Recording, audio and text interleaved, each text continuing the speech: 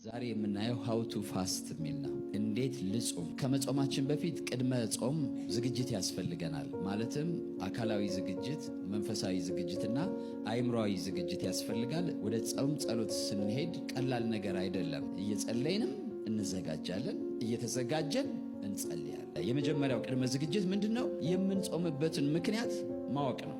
ይህን ማድረጉ ግብና ዓላማ ያለው ቆይታ እንዲኖረው ያደርገዋል። የሚጾምበትን ግልጽ ምክንያት ለይቶ ያላወቀ ሰው በጾምና በጸሎት ጊዜ በሚመጡ ደራሽ ሐሳቦች አይወሰድም። ብዙ ሰው አይታችሁ ከሆነ ጾም ይጀምርና ያቋርጣል። አንዱ ምክንያት በቂ ዝግጅት ያለማድረግ ነው። ለምከፍለው ዋጋ ወርዝ የሚያደርግ የሚያበረታታኝ ምክንያት መኖር አለበት። ልቤ ያመነበት፣ ውስጤ ያመነበት። ለምን ዓላማ ነው የምጾመው? ሁለተኛው ምን አይነት ጾም ልጾም? በውሃ ብቻ ልጾም? ከምግብ ጋር ልጾም? ስንት ቀን ልጾም?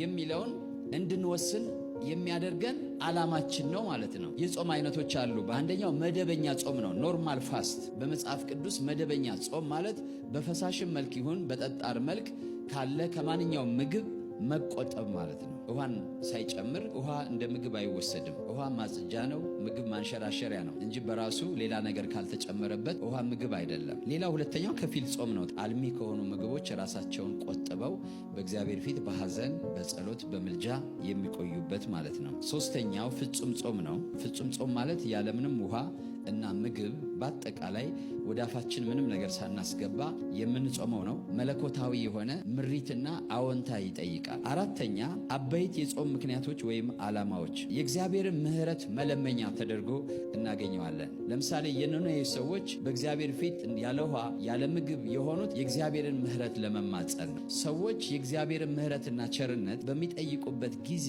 መጾም ሊያስፈልጋቸው ይችላል። ማለት እግዚአብሔር ይቅር የሚለን በጾማችን ምክንያት አይደለም። እግዚአብሔር ይቅር የሚለን በመስጠታችን ምክንያት አይደለም። ነገር ግን እኛ ብንችል ለበደልነው በደል ዋጋ ልንከፍል ፈቃደኛ እንደሆንን ስናሳይ እግዚአብሔር ደግሞ በልጁ በኢየሱስ ደም ይቅር ይለናል። አብርሃም ያለ ሥራ ጸድቋልን ይላል እና እምነትና ሥራ አብረው የሚሄዱ ናቸው። በሥራ የማይገለጥ እምነት ምን ያለ ነው? የሞተ ነው፣ አይሰራም፣ ውጤት የለውም፣ ዋጋ የለውም ማለት ነው። ስለዚህ እምነትህን በምን አሳየኝ ይላል? በሥራ አሳየኝ።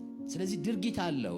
ስታለቅሱ በእግዚአብሔር ፊት ማረኝ ስትሉ at the same time አክሽን ይጠይቃል ማለት ነው። እዚህ ጋር እግዚአብሔርን ይቅር በለኝ ያለ ሰው እዛ ጋር ሄዶ ሌላ ሰው ነው የሚሆነው፣ ተቀይሮ ነው የሚሄደው፣ ጸጥ ብሎ ማለት ነው። አልነቃነቅ ያለንን ነገር ሰብረን ማለፍ ከፈለግን ወይም በሕይወታችን ጥርመሳ በምንፈልግ ጊዜ ልንጾም እንችላለን። እግዚአብሔር ወደ ያዘልን ነገር በምናደርገው ግስጋሴ ላይ የመጀመሪያ ቀን ገና በመጀመሪያዋ ቀን ወደዛ መነሳት ስንጀምር ከጨለማው ዓለም የተቻለው ኃይል ሁሉ ይሰማራብናል። ያለ ዓላማ ያለ ግብ ዝም ብላችሁ ስትኖሩ ምንም አይነት ጦርነት ያልተነሳባችሁ ሰዎች እግዚአብሔር ወደ ያዘላችሁ በጎ ነገር እውነተኛ ነገር መነሳት ሲጀምሩ ሰራዊት ሁሉ ይነሳባቸዋል። በሚታየው ይነሳባቸዋል፣ በማይታየው ይነሳባቸዋል። ልክ እንደ ፈርዖን ማለት ነው። እስራኤል ልሂድ ስትል አትሄጂም እንዳላት እናንተም እኔም የእግዚአብሔርን ፈቃድ አውቀን ወደዛ የእግዚአብሔር ፈቃድ ለመዘርጋት በምንነሳ ጊዜ